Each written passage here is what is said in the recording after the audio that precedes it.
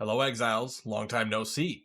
It is currently 4 in the morning, and I am just now getting to this patch note review here at home because it has been a crazy day. It's been a crazy evening, actually. That's a better way to put it. If I look a little insane, it's because there has not been sanity here for a long time. I spent most of the night chasing a bat out of my bedroom. How did it get into my bedroom? I have no idea, but here we are now getting the patch note review done. Man, has it been a weird day. I gotta say though, what GGG has given us is more insane than a bat somehow sneaking into my bedroom. So here we are. Act 4, interludes, no more cruel difficulty, Abyss League, all classes buffed. And you know what? Out of everything they're showing in this little graphic here, that little bit of text that says sprinting is probably the most important, I think, for the game going forward. Pacing is Po2's biggest weakness. Just having less downtime between the moments, I think is going to be huge. The bingeability of the game is going to explode off of this. Oh my goodness. I think it's hard to quantify it. If you come from Po 1, you probably really understand what I'm talking about. If you've only ever played Po 2, you don't understand how good it can be. That's what I'm throwing at you right now. This is huge. This is my number one, and I've got a list here set aside. I don't want to do an hour, 2-hour patch note mega review. No. We're doing the highlights here. I'll have the notes and the video and everything down below linked in case you still haven't seen it somehow. But we've got to go over and analyze the things that are coming that are the really big deal here, because I think that's what really there's about a dozen things that deserve talking about, and then a few smaller changes that are going to have a big impact, and then everything else is just hype and speculation at that point. So we've got sprinting. Sprinting is not just downtime, though.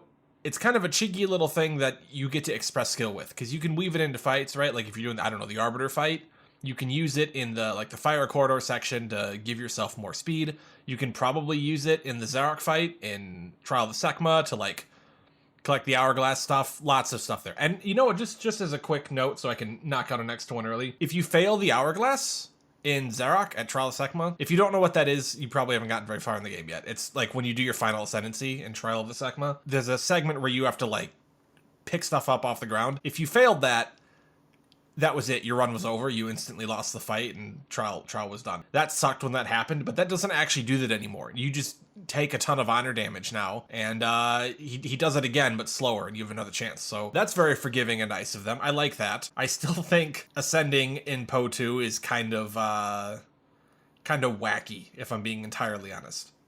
But there's no way the game was going to be perfect overnight. Not even one big mega patch as beautiful as this can manage that. But it did manage a lot of things, like multiple copies of the same support gem. This is hard to properly quantify how good this is. Obviously, Gemling Legionnaires had to have a rework off of this because it used to be a major ascendancy node that you could use 2, and now you can use the same one 18 times. I don't know how you're getting 18 different skills into your character, but if you could use the same 18 support.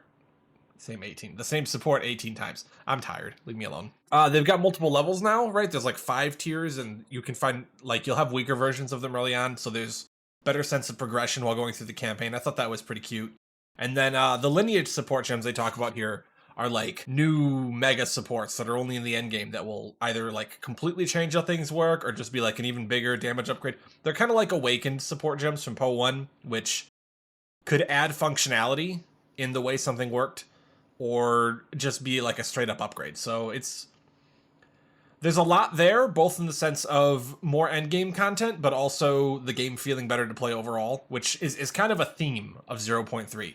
We have all this content, but honestly, it's the quality of life changes that are going to affect the game long term that are just that's the really exciting part. If you've ever felt roughness in the game, right, if it ever turned you away, so many of those rough edges just got smoothed over. It's probably the right time to jump in again.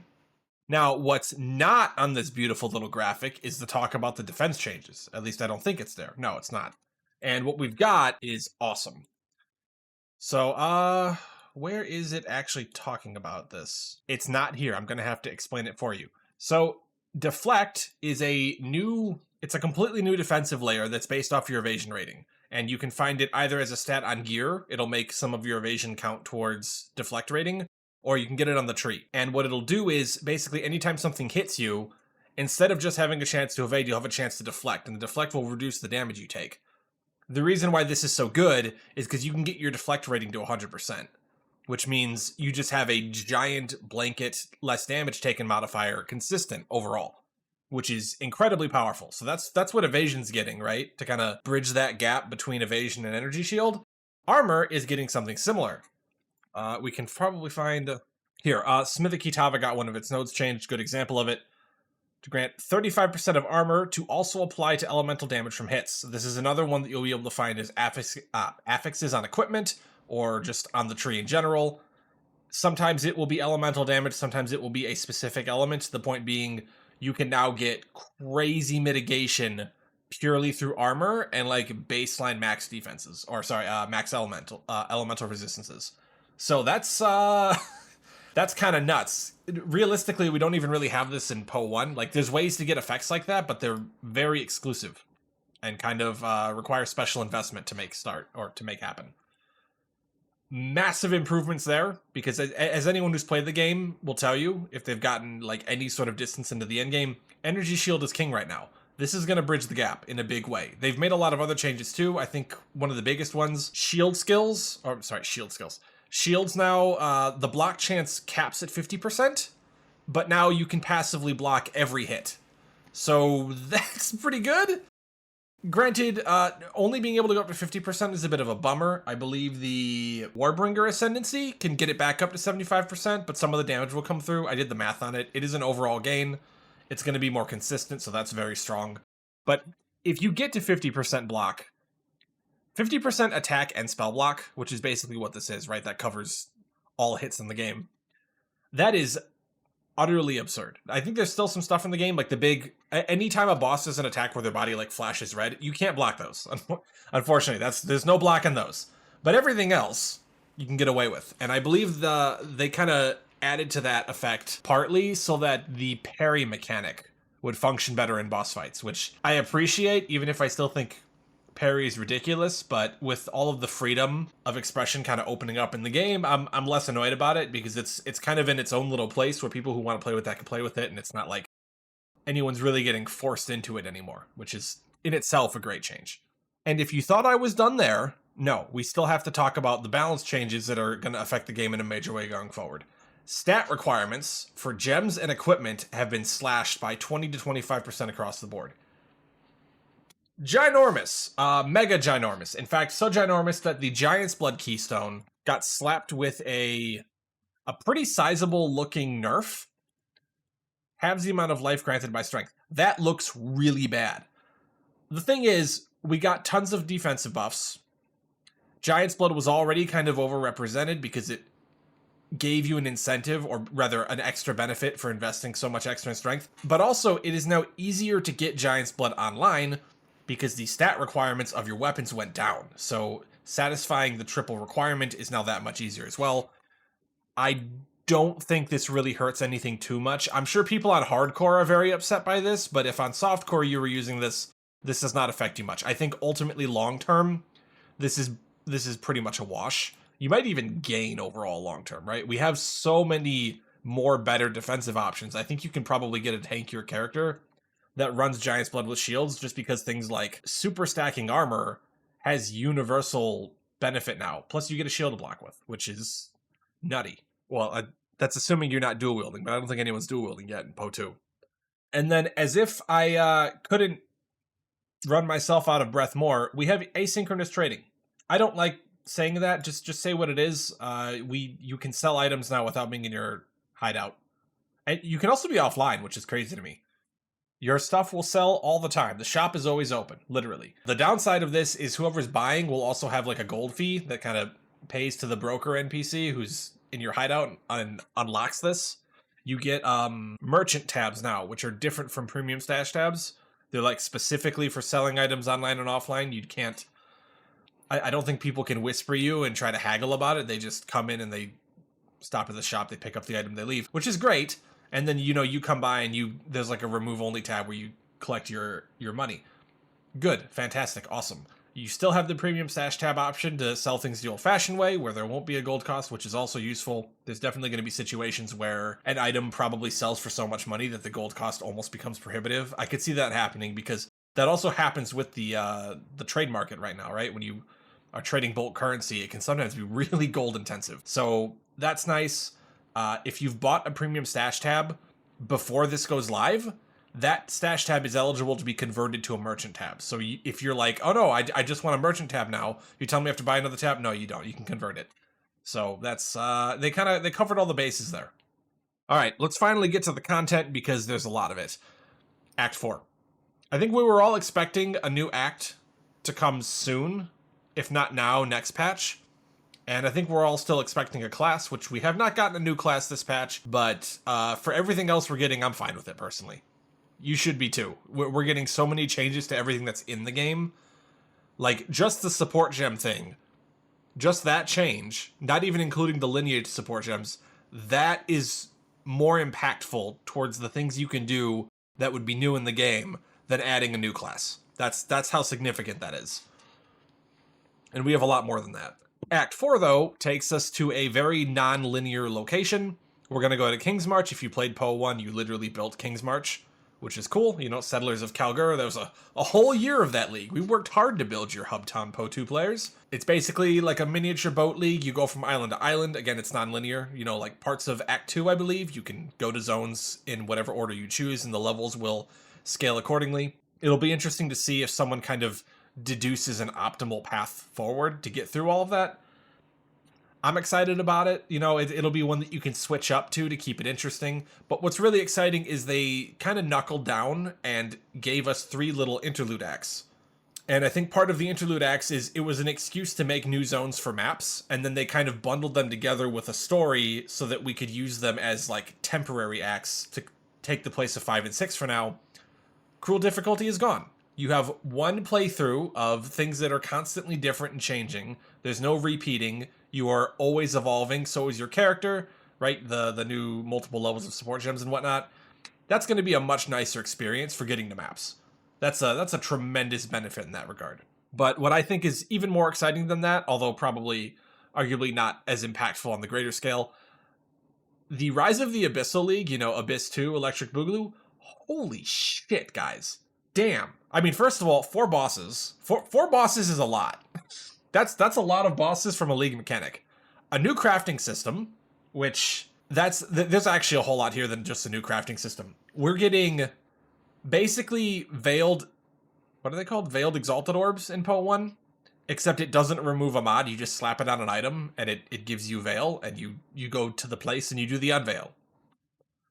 That's crazy. Obviously, in Poe 1, that wouldn't work. That'd be completely broken. But in Poe 2, crafting works differently. It's very, I describe it as unforgiving, more or less. So you can be a little more powerful and impactful in the way things are applied. So you get those from doing Abyss. And the Abyss mechanic itself is great, right? You have these fissures, you fight the mobs, they empower the pit, and then enemies come out of the pit and you fight them, and they've got like the effects of the stuff that you killed. If you kill a rogue exile near it, the rogue exile will like die into the pit, and then you'll get a Lichborn version of them that'll be stronger and stuff, and it'll boost your loot, and you'll get a trove at the end, big chest, lots of loot. Everyone loves loot. Lots of monsters added to each map for this, and because it's the league, you should be getting at least one of these Abyss encounters per map. I believe there was also a thing where if the map boss is near this, the map boss will get eaten by the pit after you kill him, and then like a boss, probably one of the 4 new bosses, this like giant grub thing will come out, and you gotta fight that too. And it's just like, alright, cool, yeah. Lots of stuff to do there. But just like with Abyss League and Poe 1, sometimes the pit opens up more, and you get to go down, and you get to beat them in their home, you know? Break and enter, like the bat who got into my room. I'm still freaked out about that by a little bit. Actually, there are Abyss enemies that look like bats, so maybe that's just, you know, synchronicity in my life happening. You go down there's going to be big troves of enemies, there's going to be monsters with like special mega mods and tons of extra loot, like a whole room full of troves at the end, or a boss. Like a real boss, you know, like something more akin to a pinnacle boss, which is fantastic because Dawn of the Hunt, or whatever it was called, that was kind of a weak league. That was not a great showing for Path of Exile 2's first kind of challenge league. This is a proper damn league. This is 3 leagues and a trench coat, because not only do we have like veiled items revealing, not only do we have like all of the original Abyss League in here, we also have new socketables, kind of old socketables really, kind of based on the unique abyssal jewels. The way they work like any other socketable in the game where you put in your equipment to get stats and it'll change based on which piece of equipment you put it in. Except these are limited to one. So they kind of are like unique items, which is pretty cool because some of them seem powerful. The one that they showed, I believe it would give you accuracy equal to the evasion rating of your helmet, which is nuts. Honestly, off the top of my head, they actually nerfed the accuracy scaling crit node. But if they're going to add new ways for you to boost your accuracy like that, it's kind of a break even, ultimately. And to be fair, that node was very powerful. It should probably take a little more investment to give you what it did before. And then, as if all of that weren't enough, Darkness Enthroned is coming back, which is a belt that basically empowers socketed items that you put into it. So, first of all, it's a belt that you can put sockets into. Second, the belt can randomly determine what piece of equipment it's mimicking. So, like, if it says body armor on it, when you put the socketed item in there, it will act as if it were a body armor. It also boosts the effect of it from 50 to 100% is the range. It's the same as in PoE 1. And because it's got so much variance, this is basically always exciting to find. Right? You could just sell it wholesale. If it's valuable enough, it probably won't be. But generally speaking, if you farm enough Abyss and you're good enough at finding these belts, you can make a lot of money finding high-rolled ones. And I get the feeling PoE 2 will be no different, where a high-rolled one is going to be very good, and a perfectly rolled one, because it reaches usually an extra breakpoint, is going to be like, damn, big money. So, always exciting to find a boss that will drop these, depending on where it comes from, I guess. And then there's always more to talk about with Abyss. Like I said, 3 leagues and a trench coat here. We're also getting something like Timeless Jewels, which is a jewel you put in your passive tree, and instead of giving you an immediate benefit, it warps the tree in an area and makes the passives do other things. If you haven't experienced Timeless Jewels from PoE 1, this is going to be amazing for you, because sometimes you just run out of like efficient ways to make use of your passive tree, and then you put one of these in and you crangle the tree, and next thing you know, you're getting crazy stats, or things you didn't even know you possibly could get, because it might offer stats that you cannot get normally. It's a big deal. This league is going to be tremendous, and it's going to be fun to interact with. Of course, buyer beware. It might be overtuned at first. It's probably going to be overtuned at first and very dangerous. But outside of that, it's going to be a great time. And I'm really excited to see how the new, veiled item system, desecrated item system affects the game going forward. Speaking of desecrated items and crafting improvements, there's a lot of those. Yeah, this is the super abbreviated version, by the way. I say that. I've picked things to go into detail on and explain why they matter, so I guess it's not really abbreviated. We have exceptional items, which are items that can drop with more sockets than normal, right? This is an endgame maps. It'll just be the item you normally find, but it will have more sockets than it can normally acquire. And then you want to craft on it and try to make it good. So these are specifically for crafting on. The other thing that can happen with exceptional items is the quality can go up to 30% instead of just 20. On a weapon you attack with, that is ginormous. For everything else, extra sockets is probably worth more than armor quality. I'm going to go out on a limb and guess that. But outside of that, yeah, that's pretty cool, right? You could get a 3-socket body armor. Yeah, you can get a 3-socket body armor. And you can also corrupt that item to go up another socket, right? So normally you can have 2 sockets on a body armor. You find an exceptional base with 3. You make it awesome. You corrupt it 4 sockets. And it doesn't even need to be that Moria Invictus body armor. That's nutty. That's awesome too, though, right? You want to have things when you feel like you can do everything in the game. You want to still have things to chase, right? People like to push their builds to the absolute limit. And that's going to be some limit pushing. So, how do we make that exceptional item more exciting, though, right? Crafting items right now, there's not a lot of agency there. Or is there? Well, no, there isn't, but it's coming.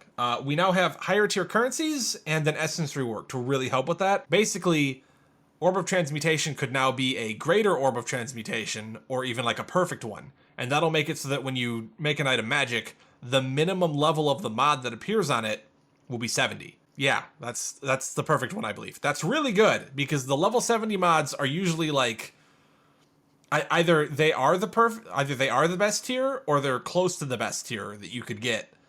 And that's the minimum. And because the pool is smaller, the odds of getting the best tier also go way up.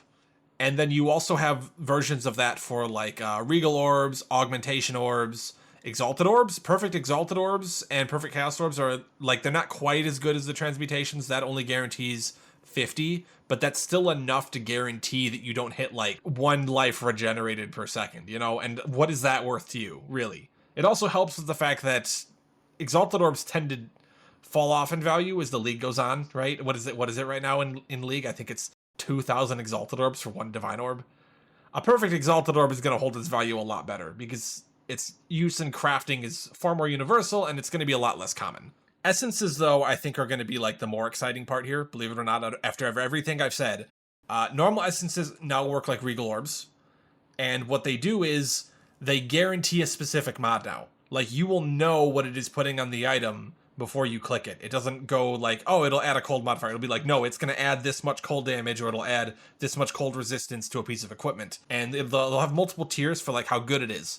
The really high tier ones are going to be very valuable. Like, if you can guarantee, I had a great explanation for this when I was doing an earlier pass. So imagine you get your exceptional item, you do your perfect transmutation, you hit high percent fizz, and then you do your whatever augmentation orb, and you get like T1 attack speed.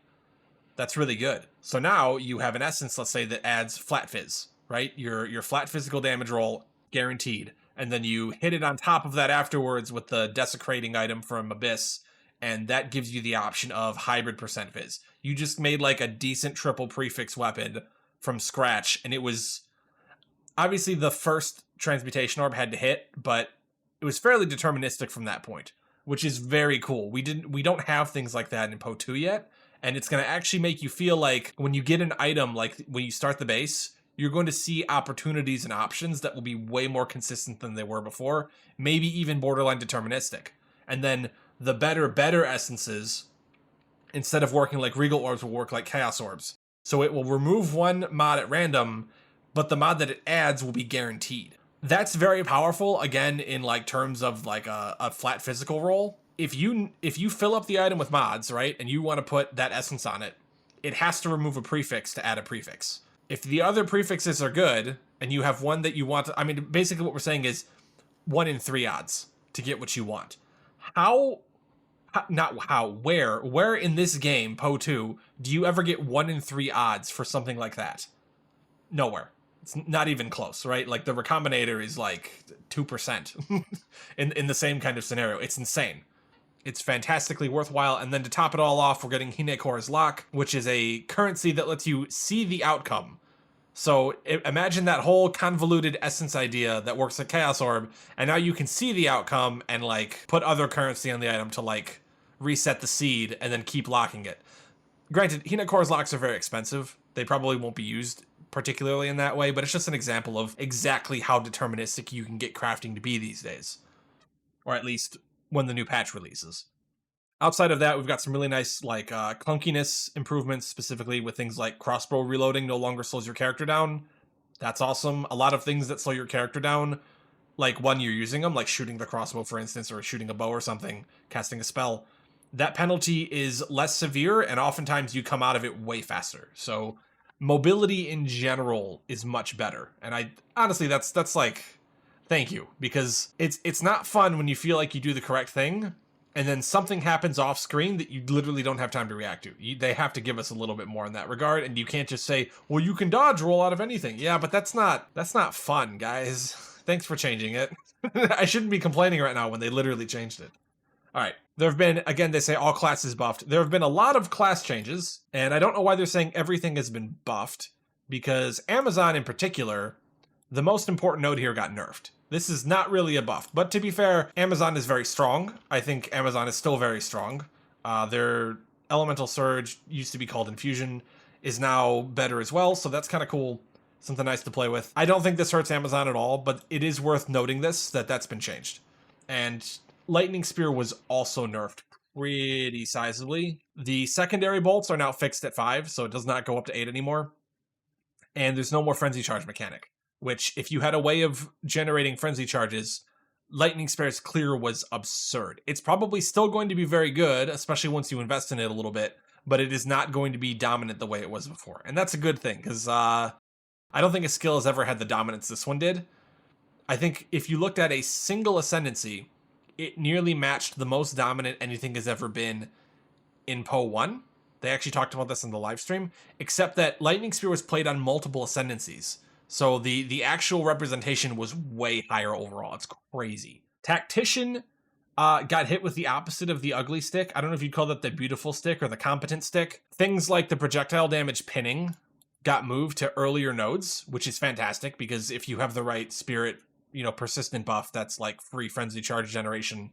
You can get more totems, which totems were buffed overall. I cannot forget that. Totems now actually, instead of having stats on the skill gem, they work off of your weapon, which means they scale much more effectively. The really exciting thing, though, is Polish That Gear. This notable now, instead of your armor giving you extra stun threshold, which was nice, it now gives you deflection rating, right? I talked about that earlier about how it reduces damage whenever you deflect. You get that from your armor, right? You run the hybrid base, you invest a little bit. This is very, very strong because you're talking about a character that can already like super invest into armor and get that extra elemental damage reduction on top of it. And now they can also get deflection rating on top of it. Like the potential for Tactician to be, I don't want to say immortal, but among the most survivable classes in the game is like very high now. And that's why Tactician, I think, is maybe one of the biggest winners of the patch. Granted, please do not take the supporting fire skill. I played with this a little bit, and multiplying the damage by 3 is not good because the damage is 0. So it is still 0.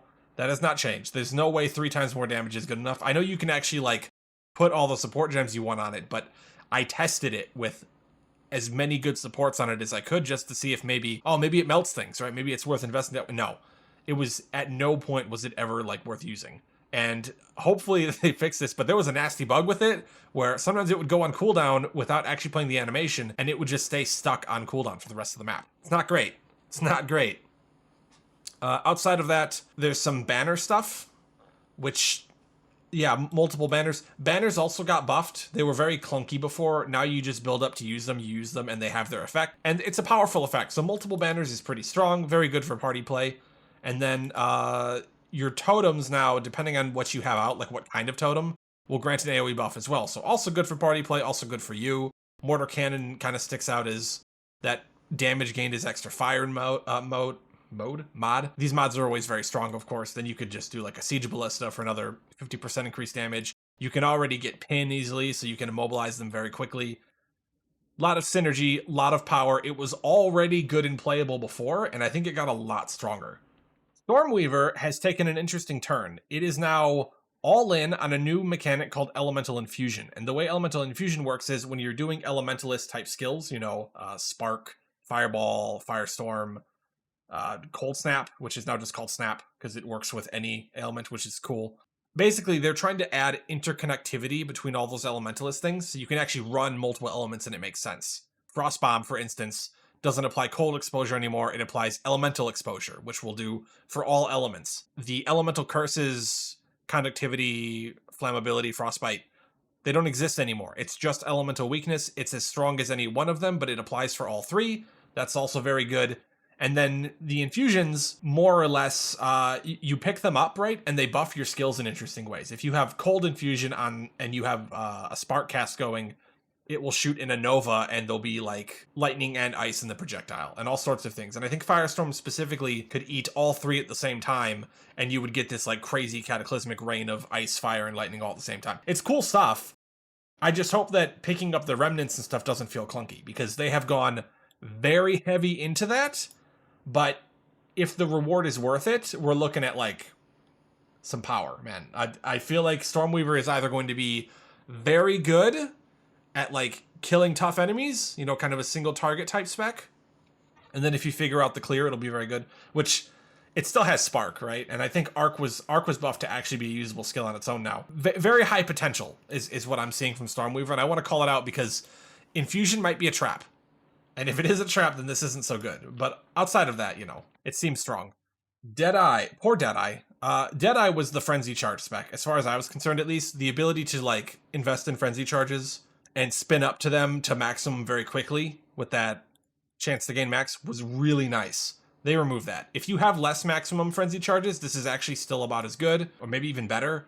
But it's really not as good as it was before, especially if you're heavy investing. But Called Shots, it's kind of an interesting alternative. You can now like mark tons of enemies around you and your skills will chain to all of them.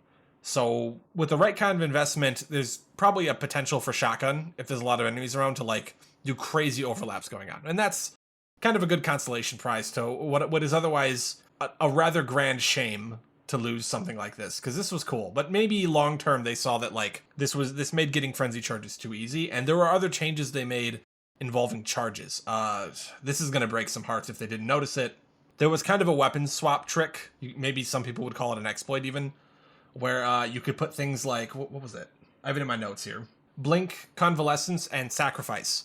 And you could use that, and Sacrifice in particular was a nice trick to get like a lot of power charges. You can't do that anymore, which is that's a big bummer. I'm not gonna lie, it's unfortunate. You can't just like have a secondary setup where you swap and you eat your own minions for free power charges on any build. And they probably had to do that because power charges need to have some opportunity cost to acquire, just like any other charge in the game currently. Otherwise, the effects that they grant probably have to be severely limited and watered down. That's just where we're at. I don't love how charges are in the game overall, but for the way they're doing balance, this kind of has to happen. A more exciting change is that Blood Mage finally doesn't feel like a nerf when you hit Act 2 and acquire your first Ascendancy. The Sanguimancy notable is now free to allocate. You just kind of get that when you ascend, and then you can immediately go and grab like an actual node. That Blood Mage basically got +2 Ascendancy points. It's actually kind of insane when you say it like that. And the Between the Cracks notable, I think this, if people aren't gushing over this, I think it's incredibly like overlooked right now. Gaining life flash charges when you spend life is incredible, even if the recovery is nerfed. And then on top of that, if you have like an overabundance of life flasks, it will eat 40% of them and you'll get a bunch of extra damages physical. That's good. But what's really important is that Blood Mage now has kind of almost, I don't want to call it free, but they have the ability to keep their life flask available against bosses, right? In a way that maybe no one else in the game can right now. I'm sure there are passive charge generation strats out there, but this is borderline free and automatic, right? 1 life flash charge per 4 life spent. If you're regenerating passively and you're throwing out tons of spells, you're going to build up charges quick. And that should not be slept on, because that's basically worth a ton of extra regeneration and even some damage, apparently. Acolyte of Chayula. Man, I think this is now usable. Things do stuff, which is more than I could say about it before. Granted, there were ways to play it, or worse. There were ways to play it. I don't want to harp on it too badly, but the new changes they're very nice. I especially like these last 2 new notables down here. One will make it so that your chaos damage periodically allows you to, ignite, freeze, or shock. And then Ravenous Doubts will make it so that you gain volatility when you inflict elemental ailments. Volatility is kind of a scary stat to me. There's even a note on the tree that it will increase the maximum. The problem is, when it expires and you actually get the buff, you take 100 physical damage. If 30 volatility expire all at once, that's 3,000 physical damage. That would probably kill a lot of monks. Except now, with this, you don't take damage from that. You kind of automate the generation, and you get a lot of bonus damage from it. So I feel like volatility through Ravenous Doubts, this might be straight gas, especially because you can, like, automate it right here with Consuming Questions. It's kind of nutty. Honestly, I think overall it's kind of nutty. And honestly, the rest of the class got buffed as well. Pretty much everything is better, more interesting. A lot of things that you had to spend 4 points for now, you just get for 2 points. So Chayula, massive stonks increase. Definitely there's going to be some builds here that, like, honestly even look good on paper. Before, there was like some really cheesy, I shouldn't say cheesy, but there was stuff you could do that would allow you to do like massive big hits. And you could build around that late game in the league. But this actually looks like, for someone who understands it, you can league start this now. You can figure out a way to make this work. There's going to be ways to just give your character tons of damage. And Monk is really powerful in general. And then the last Ascendancy I thought kind of warranted mention is Lich. Lich, well, for starters, Lich and Chronomancer, or sorry, not Chronomancer. Lich and Infernalist had some funny things happen with their nodes. I did this wrong. Lich and Blood Mage. Oh my goodness. Lich and Blood Mage had this funny thing happen with their curses were changed. On Blood Mage, you used to be able to get infinite duration on curses. That's gone. Lich gets that now, which is, they stole it. What Blood Mage gets now is your curses will, like, reserve life, so opening a fight with a curse is very strong in Blood Mage, especially for bigger enemies. Lich now gets that infinite duration curse, which, admittedly, probably fits Lich a little better thematically. But what I think is most important is that the text on their Ascendancy notables here for the really big damage nodes doesn't exclude channeling skills anymore. Also, the price of power is now 40% more damage when it consumes a power charge. That's awesome. You can probably land some real big hits, but because it doesn't exclude channeling skills, I believe that means that on a per channel basis, you can get like some serious damage output going. And that's cool. I actually think that's really that's a really great situation, I think, for the power charge spending thing that is currently here. There's there's also a support gem that adds damage if you spend a power charge. So if you have two, you could probably, I don't know, you could probably get some nutty damage output on either just a big cooldown spell or like a real nasty channeling setup. Very cool, in my opinion. Back up to the handy dandy graphic, new endgame encounters, but also endgame improvements, which I think maybe warranted a little bit of text here as well. So basically, the way Pinnacle works is you get a token, right, when you collect enough splinters. The tokens are gone. Now the difficulty of the boss fight will modulate with the cost of splinters. This is important because, generally speaking, when you fight a boss on a higher difficulty, you get more reward for it. So running a boss on an easier difficulty is inefficient, right? You could just sell it to someone else who has already leveled it up, and you'll probably get way more out of it than that, unless you play enough to farm many keys. And that's not great. That kind of pushes people to not engage with content. It pushes them to avoid it. Give it to someone else. We don't want that. I want to fight the boss, goddammit. The exception to this is Arbiter of Ash, who now they have the normal 3 keys. When you fight the boss, you have the rewards of difficulty 4, but you still have infinite portals, which is nutty to me, but that's fair. And it makes a lot of sense because now when you fill up the talent tree for talent tree, World of Warcraft on the brain apparently. When you fill up the Atlas tree for boss nodes, you can start getting more powerful fragments to open the fight. And when you use those, you get an Uber version. So the first Uber of Path of Exile 2 is here. Uber Arbiter is probably going to be the ultimate benchmark, and it was kind of necessary because we were already seeing some builds get to a point where they could trivialize the standard one, even on maximum difficulty. I'm hoping the Uber version is much harder. Yeah, I'm hoping the Uber version is much harder than the old difficulty 4. I'm sure it is, right? It's the same devs as Poe 1. They're not going to throw the text Uber on there unless it earns it. So that's going to be the new pinnacle of difficulty in the game, and I'm good luck racers, I guess. That's going to be something. I think the only issue with this is the Uber version does not have Uber specific drops yet, which is usually how it works. So that's going to be something that probably has to be added later, or maybe a chance for an Uber specific drop. Or maybe they did add a chance for an Uber specific drop already, because honestly, we don't know everything about the new unique items being added yet. Wrapping up, we have some very nice new keystones, which is not something I say very often usually when I'm talking about Path of Exile. Keystones are usually like the black sheep of the game, but these are good. Yeah. First of all, Hollow Palm. Hollow Palm used to be a very difficult to access keystone. You needed like a unique item more or less to get to this, which is, to a Poe 2 player, they're like, why would you need a unique item to get to something on the passive tree? Don't worry about it for right now. Basically, this lets you use all of your quarterstaff attacks while unarmed. And now your unarmed attacks will scale off of other stats, like your evasion rating and whatnot. This is awesome because A, there's some unarmed support in the game. There's some more being added as well. And when you're scaling a build off of other stats, you usually end up getting very efficient returns at high investment. So Hollow Palm might honestly beat out quarterstaffs. Like, if the damage is good enough, because you're going to be stacking other stats that are relevant, Hollow Palm could ultimately maybe even be the best. Although, very hard to compete with like a perfect quarterstaff, right? So it'll be interesting to see how that shakes out. It might just be better early, or it might just be kind of a meme for fun. But it will be a hell of a fun meme, I'll say that much. Elemental Equilibrium. The keystone here was changed. It kind of harkens back to Stormweaver and that whole elementalist rework. It makes it now so that when you make an infusion, right, those elemental infusion remnants that alter how your skills work, the remnant it makes, instead of being of a specific element to like fit the situation, it's now random. This is a big deal because a lot of skills were changed to like generate specific remnants, or you could even get, I think, passive effects that would generate remnants, like on Ignite, you'd get a fire one. Now, let's say you're very good at igniting everything over and over again, you could have this allocated and generate all sorts of different remnants all at once, which is, that's pretty good. This is very interesting and probably very good if built around correctly for that playstyle that they're going for. Lancing Blows also got changed. It kind of doesn't make sense anymore with the changes to shield skills that they've implemented.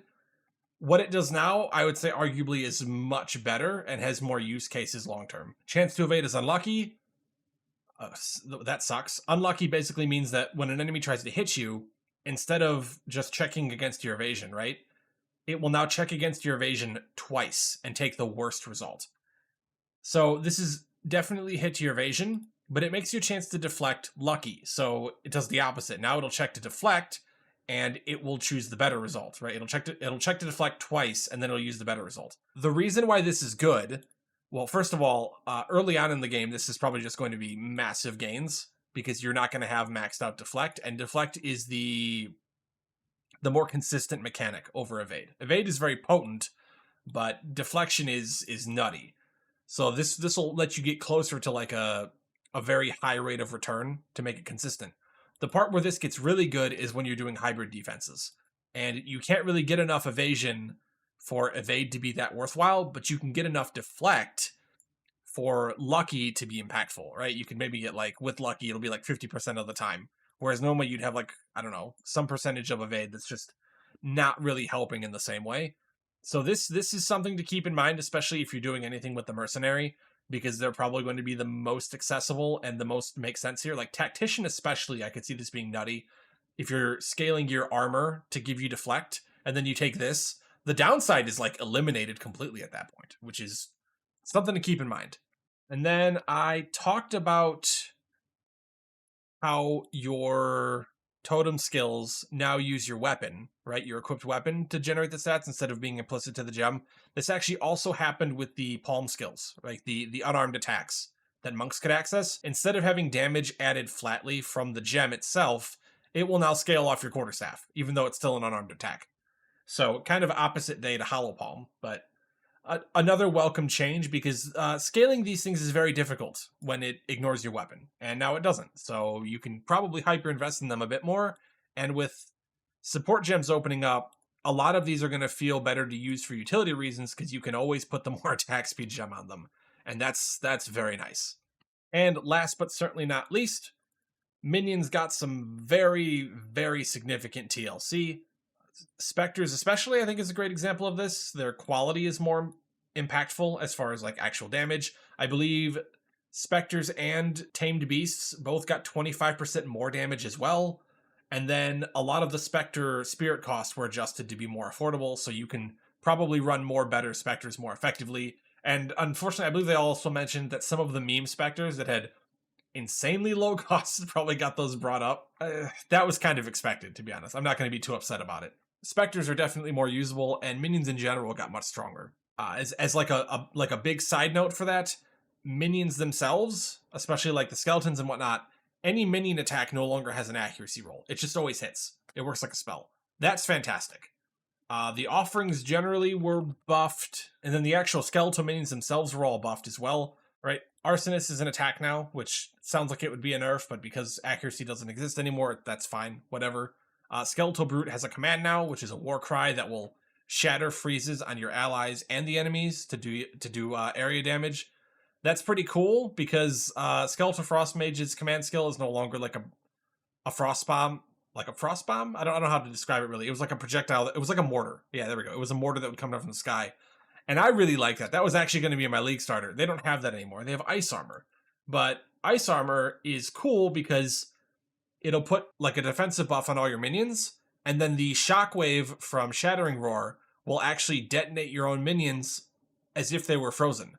So that's that might be better. If that's better, I'm very happy. You know, that seems like a really nice combo. A lot of the other command skills were changed, generally buffed. Like overall, minions are just better. I really like the Skeletal Cleric change, where instead of quality giving the cleric more max life, it now makes it so that when they revive skeletons, those minions are immune to damage for a few seconds after being revived, which is like great for throughput and for getting your combos off, right? And then the final note, and I think this is really cool because it addresses one of my biggest complaints in Path of Exile for like any iteration of the game. Unearth, very specifically, couldn't really be used in a boss fight. You can't make bone constructs without corpses. And in Poe 2, there's no skill that makes corpses for you to use. They don't give us that combo tool like you had in Poe 1. Unearth can now target dead skeletal reviving minions once per death to make bone constructs. That's so cool. I love that so much. So now you can use Unearth in boss fights. This gem is honestly way better. Having a giant army, like a whole zoo bearing down on your enemies, is way more viable now. And that's probably where I'm going for my League starter personally. That's where we're wrapping this up. This is the hyper abbreviated version, and I am looking at a 54-minute editing time. Yeah. I'm too tired for this. It's 5 in the morning. I'm going to edit this in the morning. In the morning when I wake up. Hopefully no bats come into my room while I'm sleeping. Still don't know how the bastard got in here, but I am very excited for the 28th. I hope you are too. This looks like a ginormous, incredible, much needed step forward for Path of Exile 2. I'm so excited about it. Tell your friends if they haven't tried it yet. I think from the 29th to the 1st of September, the game's going to be free to play, which is, I mean, that's another really cool little thing they're doing. Hopefully the servers survive it. Hopefully the servers survive it. I'm gonna knock on wood for that. Have a good one, Exiles.